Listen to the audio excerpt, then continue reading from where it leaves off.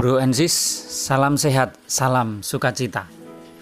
Selamat bertemu kembali dengan saya Hernawo dalam renungan harian pembawa sukacita. Rabu 22 Juni 2022. Renungan hari ini diambil dari Injil Matius pasal 7 ayat 15 sampai dengan 20 dalam judul perikop hal pengajaran yang sesat. Permenungan kali ini saya beri tema buah jatuh tidak jauh dari pohonnya. Dan saya tertarik dari ayat 17 yang berbunyi, demikianlah setiap pohon yang baik menghasilkan buah yang baik, sedangkan pohon yang tidak baik menghasilkan buah yang tidak baik. Bro and sis, perikop ini merupakan salah satu pengajaran-pengajaran Yesus. Dan Matius mencatat bahwa perikop ini menjadi salah satu bagian dari khotbah Yesus di bukit pasal 5 sampai dengan pasal 7. Hal ini selaras dengan bunyi dalam bab 5 ayat 1 dan ayat 2 yang berbunyi, ketika Yesus melihat orang banyak itu, naiklah ia ke atas bukit, dan setelah ia duduk, datanglah murid-muridnya kepadanya. Maka Yesus pun mulai berbicara dan mengajar mereka, katanya. Bro and sis, mulai dari sinilah pengajaran-pengajaran Yesus itu. Dan pengajaran Yesus ini ditutup dengan kisah Yesus turun dari bukit dan bagaimana reaksi banyak orang mendengar pengajaran Yesus itu. Ini ada di pasal 8 ayat 1 yang berbunyi, setelah Yesus turun dari bukit, orang banyak berbondong-bondong mengikuti dia. Bro and sis yang terkasih, perikop Matius ini mengajak kita untuk membuat sebuah penilaian. Penilaian yang hendaknya ditindaklanjuti dengan sebuah pilihan. Awalnya Yesus membedakan antara domba dan serigala. Dalam dunia hewan, domba memang identik dengan kelembutan dan manfaatnya.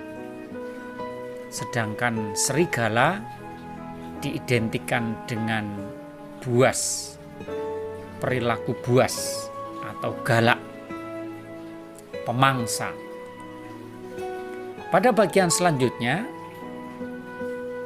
Yesus memberikan penjelasan dengan memperjelas pembedaan itu dengan mengidentikan sebuah pohon, yaitu pohon yang baik dan pohon yang tidak baik. Pohon yang baik menghasilkan buah yang baik, sedangkan pohon yang tidak baik menghasilkan buah yang tidak baik. Ada di ayat 17. Dan dalam perikop ini, Yesus tidak memberikan arahan kepada kita untuk memilih yang mana, tidak.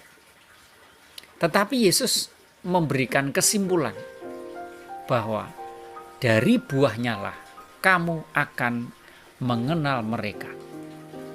Tentu maksud dari ayat ini, dari ayat 20 ini, kita diposisikan sebagai orang yang sudah dewasa dalam beriman.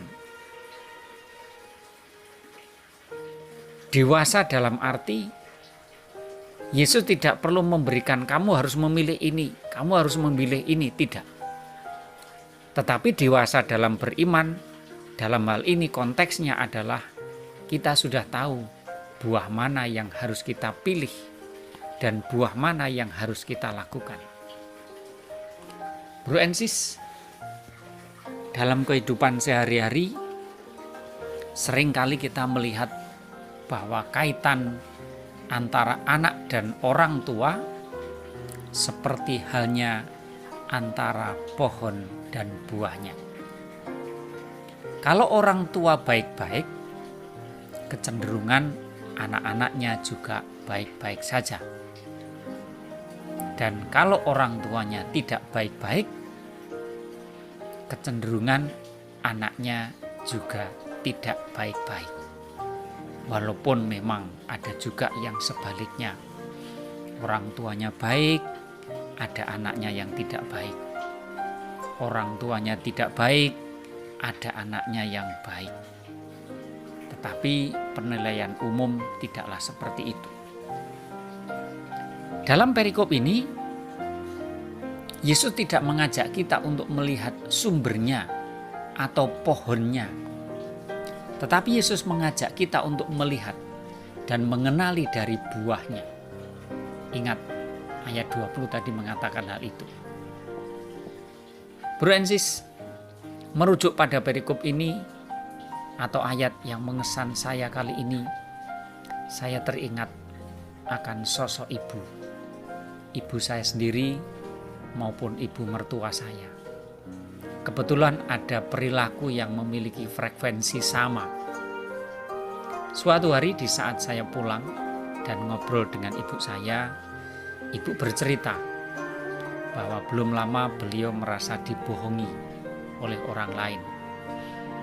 Ada penjual kasur yang datang ke rumah dan bertransaksi dengan ibu.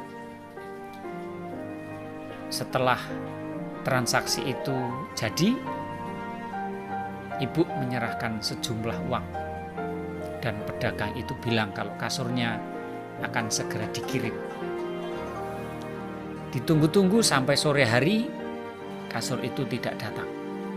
Sampai malam hari, sampai ganti hari, dan pada akhirnya sampai beberapa hari, kasur itu tidak datang.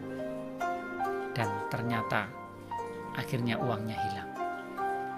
Dalam situasi seperti itu, ibu saya cuma bilang, biarkan saja kalau orang itu mau membohongi saya. Bro and sis, tanpa ada raut wajah kecewa, apalagi marah. Cerita lain lagi, suatu saat ada orang yang datang ke rumah untuk meminjam uang dengan berbagai macam alasan, dan ibu saya tidak tega dan akhirnya menyerahkan sejumlah uang itu, dan ternyata uang itu tidak kembali.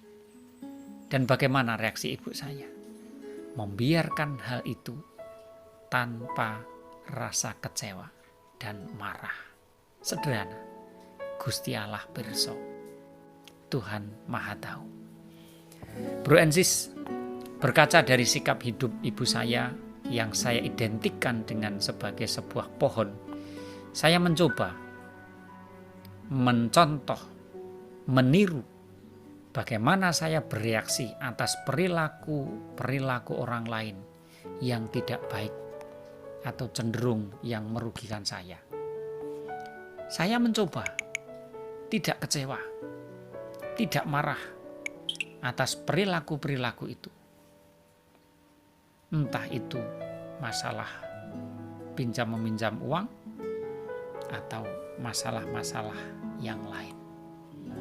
Saya berusaha untuk mengambil sikap mengalah dan menerima kejadian itu sebagai hal yang biasa. Tidak merasa rugi atau kehilangan, khususnya yang berhubungan dengan harta benda. Bro and sis, buah dalam hal ini adalah perilaku atau sikap yang saya miliki setelah saya melihat perilaku atau sikap pohon saya, yaitu orang tua saya. Saya yakin kalau orang tua saya tidak memberi contoh yang baik, kemungkinan besar saya tidak berperilaku seperti mereka. Seperti dalam peribahasa yang mengatakan, buah jatuh tidak jauh dari pohonnya. Sifat anak tidak jauh dari orang tuanya. Bro and Sis, bahan refleksi atas permenungan ini adalah kita sebagai orang tua atau pohon, sudahkah memberikan teladan hidup yang baik bagi anak-anak kita? Karena apa yang kita lakukan juga akan menjadi cermin perilaku anak-anak kita. Marilah berdoa. Dalam nama Bapa dan Putra dan Roh Kudus. Amin. Allah yang Maha Kasih, lewat pribadimu, kami mengenali ajaran-ajaran baik tentang kehidupan. Semoga ajaran-ajaran hidup yang sudah kami kenali dari Engkau dapat kami teladani dalam hidup kami sehari-hari, sehingga semakin banyak orang mengenalmu dari perilaku-perilaku kami. Demi Kristus, Tuhan dan Juru Selamat kami.